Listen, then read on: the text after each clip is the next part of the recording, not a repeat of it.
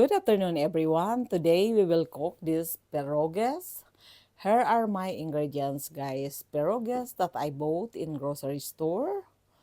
A bacon, packets of bacon, onions, green onions, onions in garlic, and of course, salt and pepper to taste.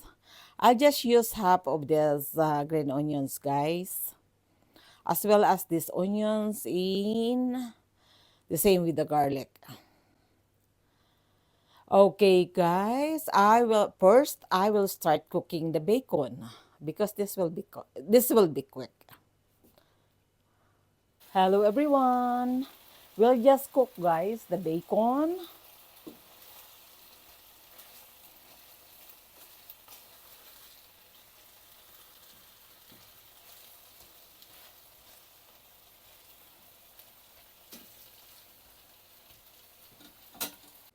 Hello guys, after I fry the bacon, I will saute now this garlic in onions. Saute this in the bacon pot.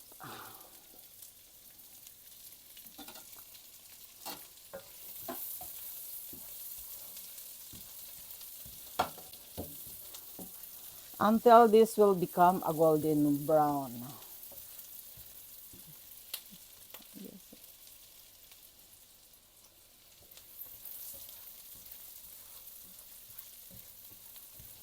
Oh, by the way, guys, uh, there are two ways to cook the pierogies.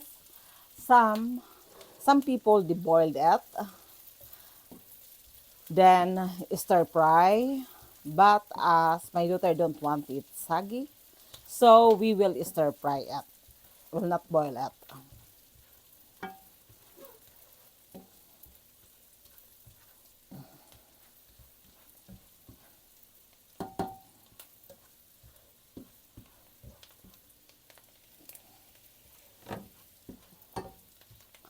Since that I didn't boil the pierogies, guys, so I will mix it now because this is frozen.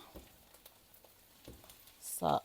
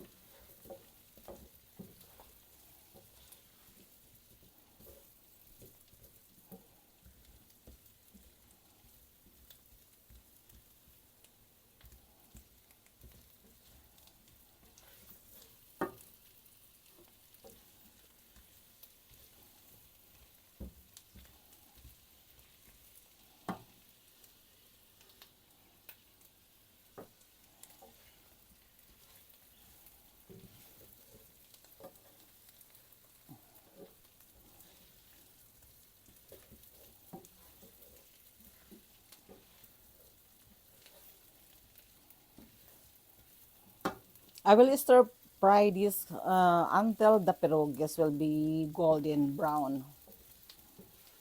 Then after that, I will add the bacons, and the last one is the spring onions.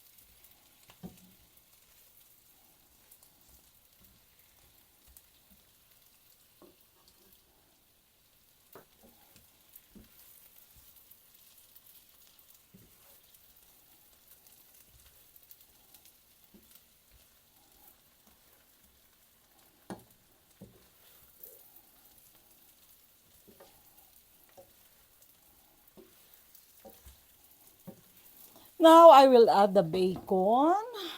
This is the bacon, guys, that I cooked a while ago. I slice it.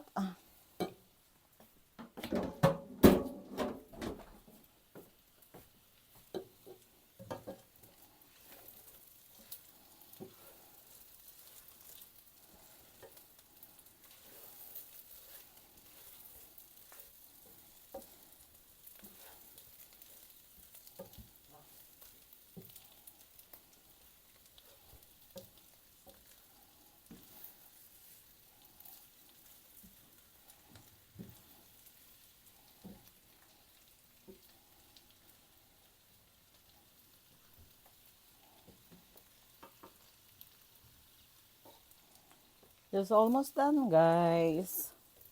It's just simple. Actually, this is way quicker if I boil the pierogies. Even half pa. But my daughter don't like soggy pierogies, so this is her request. Just pan fry.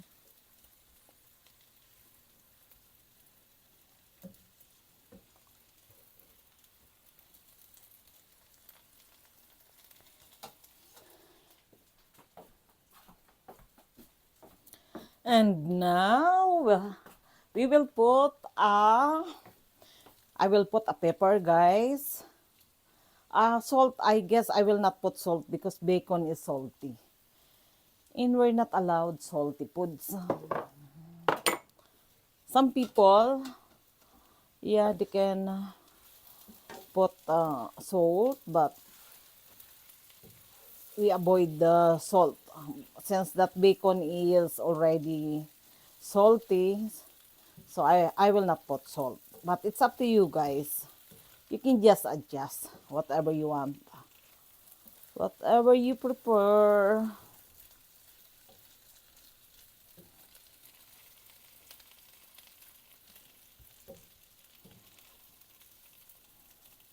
Oh, the other one.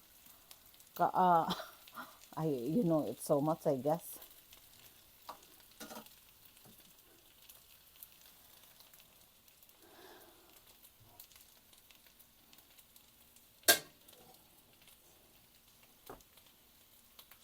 Okay, guys, I will put the green onions now. And this is it. This is it. Almost done.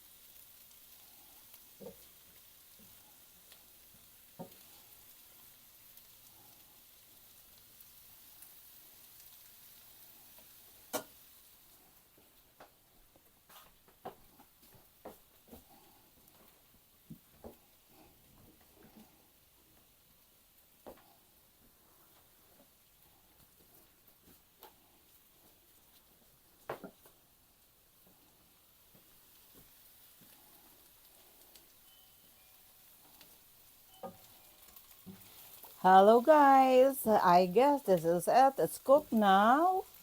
Now we can eat. Thank you, guys, for watching. Please like, share, and subscribe. Bye-bye.